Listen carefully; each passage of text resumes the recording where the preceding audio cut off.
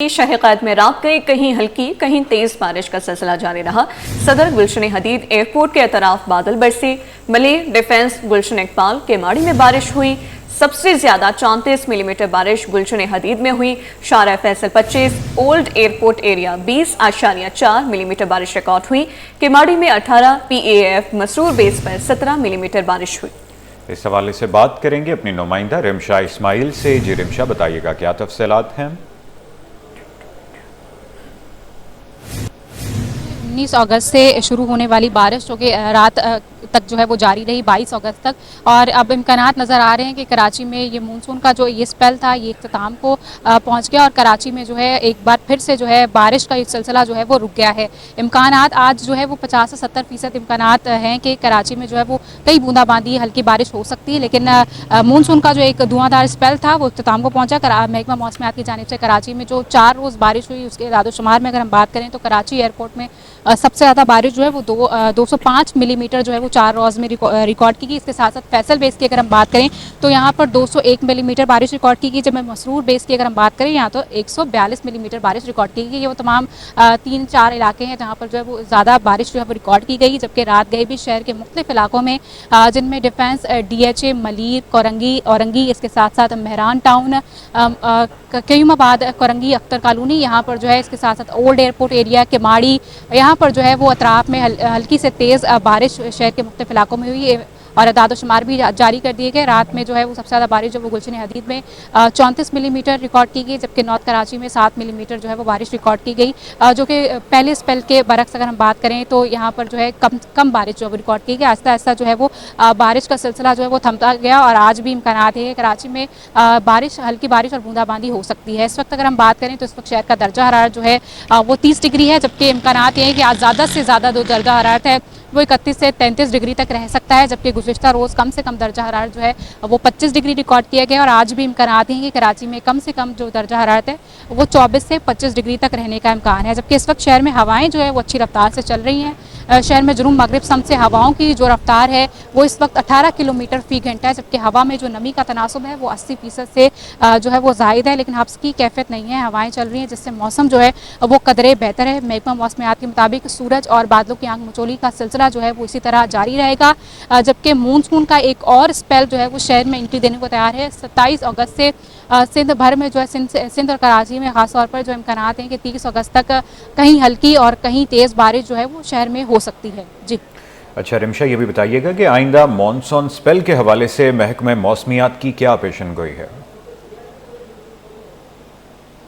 Monsoon का एक और स्पेल जो है वो कराची में एंट्री देने को तैयार है। महकमा मौसमियात के मुताबिक ये बताया जा रहा है कि कराची में 27 अगस्त से जो है वो एक और मानसून का स्पेल जो है वो एंट्री देगा।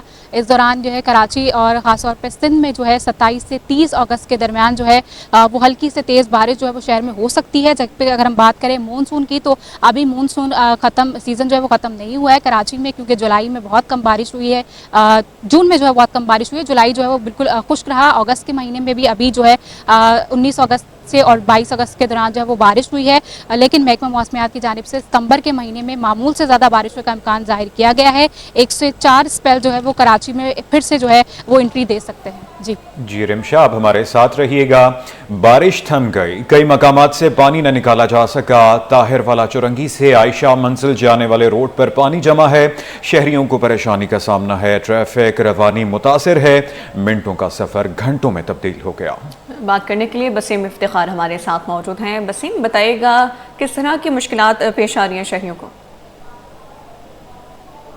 बिल्कुल वो शहरी जो कि लंडी कोतल चौरंगी से आयशा मंजिल आना चाहते हैं या फिर साहिबरा की चौरंगी से आयशा मंजिल आना चाहते हैं तो पहले दिल थाम लें और जहरी तौर पे मुकम्मल तौर पर तैयार हो जाएं, क्योंकि इस रोड पर सफ़र करने के दौरान उनकी मोटरसाइकिल या गाड़ी कहीं पे भी जो है वो फंस सकती है या फिर बंद हो सकती है, क्योंकि इस पूरे हिस्से पे हम देख रहे हैं कि जगह जगह पर पानी जमा है। और दूसरी जो अज़ियतनाक सूरत ये है कि बारिश के पानी की निकासी ना होने के सबब कीचड़ भी है और दूसरी जानिब हम देख रहे हैं कि तरक्याती कामों की वजह से रोड जो है वो खस्ता हाल हो गया है। इस वक्त मैं अपने जो हसन जाफरी उनसे कहूँगा कि वो सुजाल दिखाएं कि ये पूरा रोड जो है वो शहरियों के लिए अजियतनाक बना हुआ है, क्योंकि कहीं कहीं पे गड्ढे भी पड़े हुए हैं, कहीं कहीं पे कच्चा रोड भी है। और 3 दिनों के दौरान हमने देखा है कि इस रोड पर मुख्तलिफ जगहों पर गाड़ियाँ भी फंसी हैं। क्या कहते हैं, मालबरदार गाड़ियों के साथ साथ मोटरसाइकिल सवारों को भी जो है मुश्किल का सामना करना पड़ा है। मोटरसाइकिल सवार भी गिरे हैं। और इस पूरे हिस्से में जो है शदीद ट्रैफिक जैम की सूरत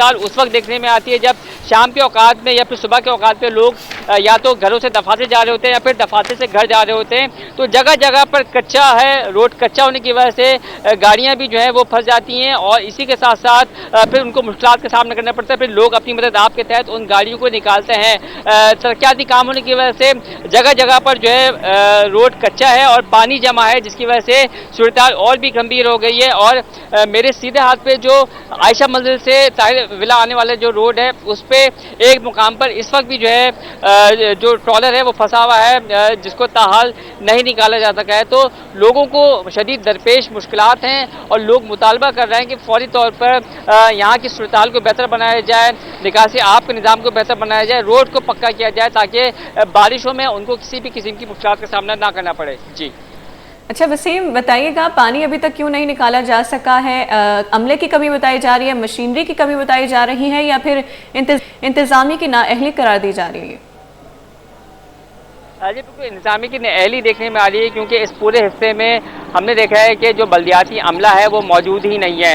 और इसके साथ साथ तरक्याती कामों की वजह से सूरत हाल और भी गंभीर हो गई है, क्योंकि बारिश जब हुई है तो बारिश के बाद जिस रोड पे खुदाई की गई थी वहाँ पर जो है रोड कच्चा है और जो ड्राइवर होते हैं, चाहे वो मालबरदार गाड़ियों के हों या फिर छोटी बड़ी गाड़ियों के, उनको अंदाज़ा नहीं होता पानी जमा होने की वजह से कि आगे गड़ा है या फिर रोड कच्चा है। उनकी गाड़ियाँ हमने देखा है कि फंसी भी गई हैं, जिसके बाद यहाँ पर जो गुजरने वाले लोग हैं या फिर राहगीर इलाका मकीनों में हैं, उन्होंने अपनी मदद आपके तहत उन फंसी हुई गाड़ियों को निकाला है।